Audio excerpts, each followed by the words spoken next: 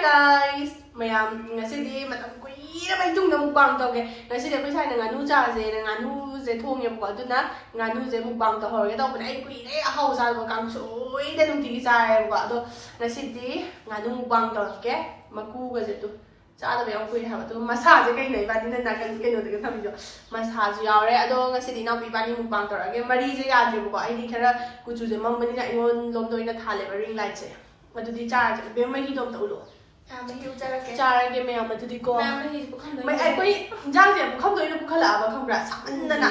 Tu ingat jangan ko. Ya udah tu. Mai ini dah lagi. Ya ba.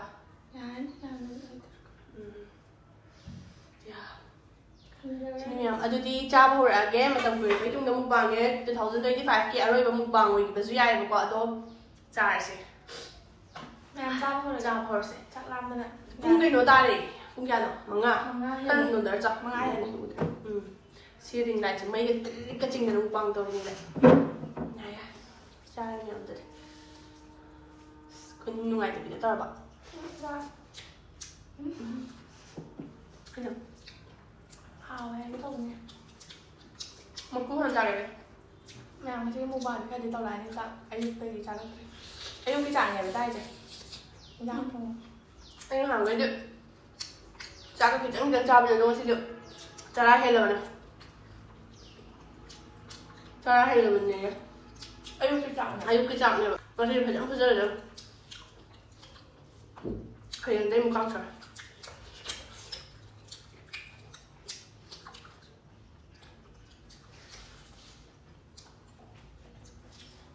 bắt tung hàng trời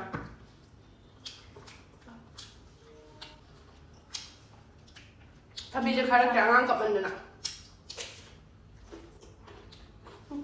Anh dùng phải đọc sang ngày sao nha hỏi. Tao con chọn. Nó cũng chuẩn ngoài được rồi. Em đâu gì? Em làm.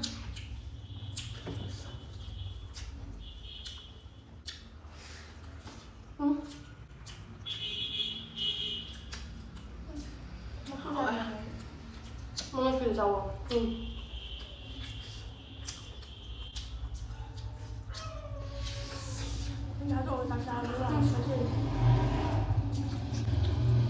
Mà còn học có mấy bạn vài một quỷ mà còn đó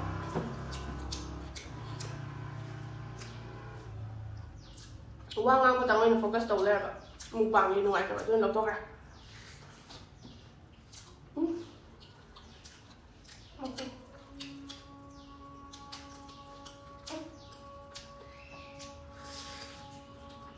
làm tốt rồi. Không cần tiêu cho rồi.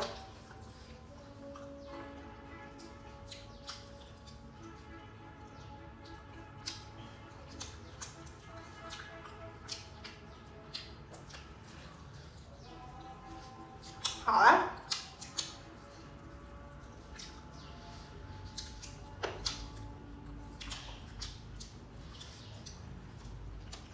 nó bị đâm vlog anh học cả nó rất xem đấy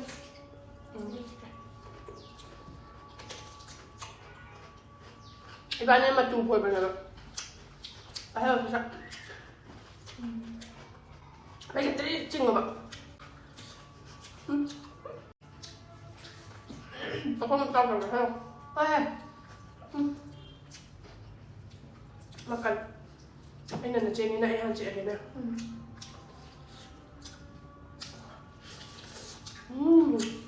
trong cái máy thật ra là sai cái tông dần bên ngoài em sẽ thật ra giá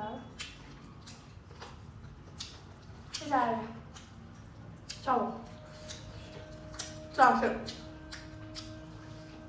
chạm được chào thế nào chạm này anh xin rồi không cần cha rồi mẹ đã quy rồi hắn bằng từ cái cha rồi nào biết chân mình tận nào rồi nè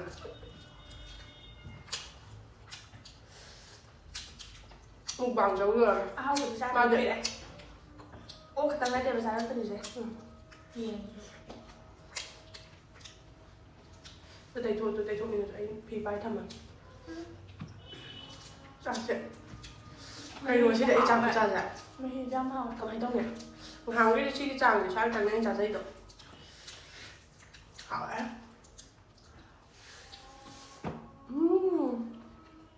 Mà xào thì chưng lại rồi. Mau jadi. Sini now masalah bukan lagi nilai aja.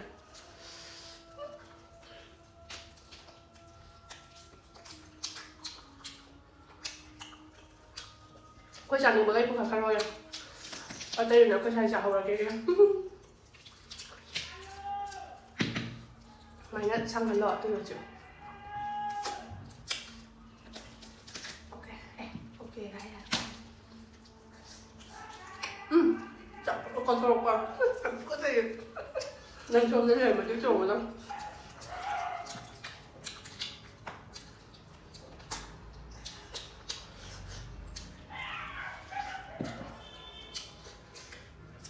Asput anh Bay bay đi bay là đi à? Bay chưa?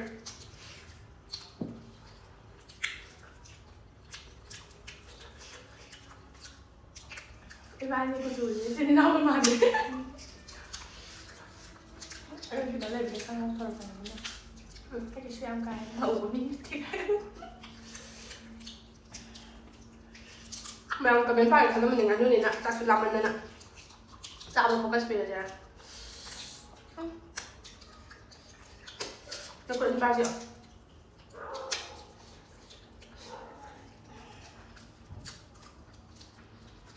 Hạt đây là một chị ấy giảm cho ra xem đi.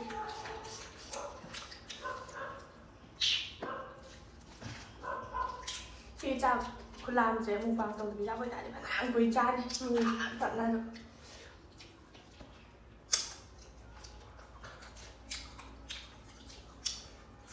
Em chỉ là cái nào mà cần. Ngân nó sẽ tăng lên nè, 30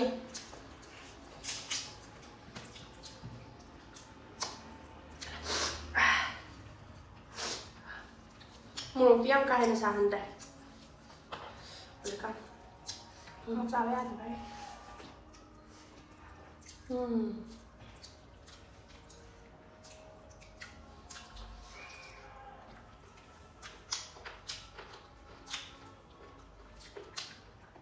Thấy chưa? Nó hào. Anh phải vậy mà khổ. Nè. Bây giờ mà con chữ rẻ chứ. Rồi bên này á. Về đi nó bắt đầu mà.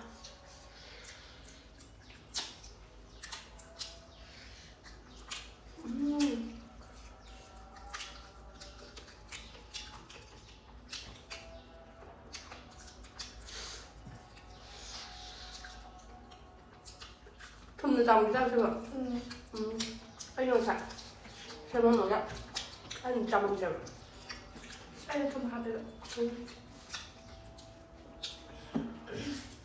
Nhưng mà sao rồi lên này em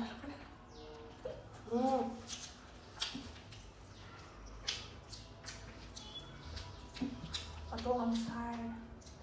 Con ra 13 được rồi. Chả phải lên em rồi. Xong rồi.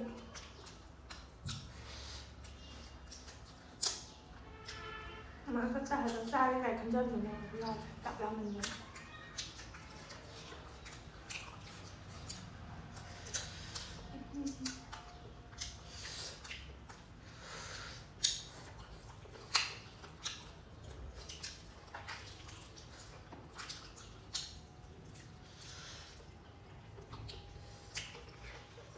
Ôi trời ơi.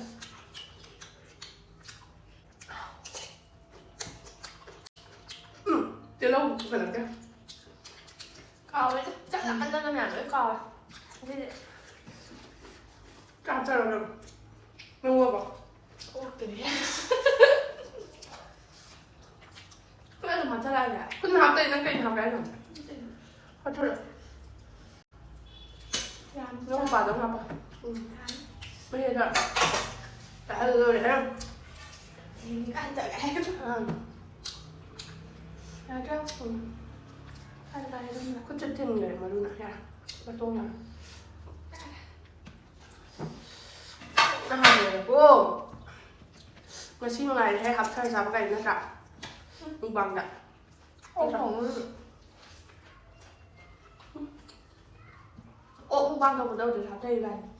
저네 나리로. 갑자기 나.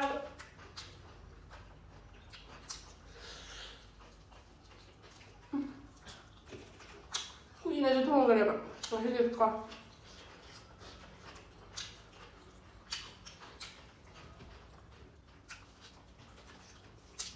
Đang nó ra rồi, đang đá. Sao rồi?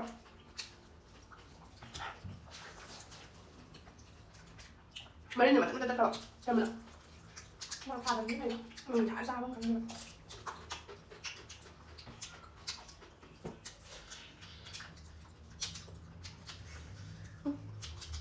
Mấy ngọc này. Ok. Rồi rồi đó. Vậy thôi nè.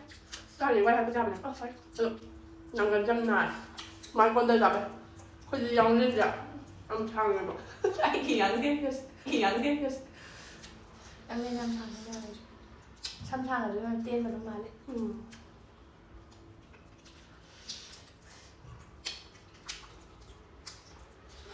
Nó mà là chỉ có đuôi rồi bỏ. Rồi đấy. Sao không phải sẽ Anh nhau chào nha. Thành này cho chồng. Rồi, sai. mà anh tên chào đi cái nào. Chào thì ai rồi mà sao chào tầm. Không thì em chào thì ngay lên tiền nữa.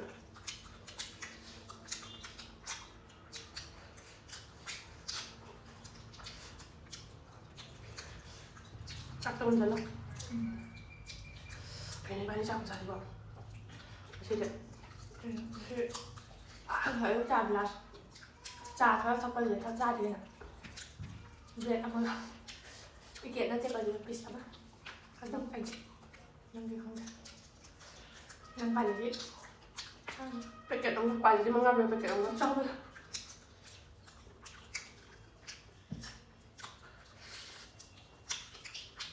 Ra đó em.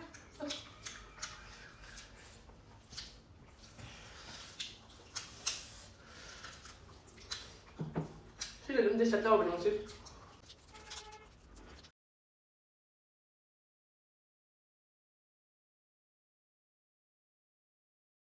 Atau miyam ngasih video saya dah selesai lagi sih ni yang kami dikham tu biar. Atau ngasih video dah selesai lagi, loh poin lebih dah waktu thang cari itu di ngasih video dah selesai lagi. Bye, macam video dah mula.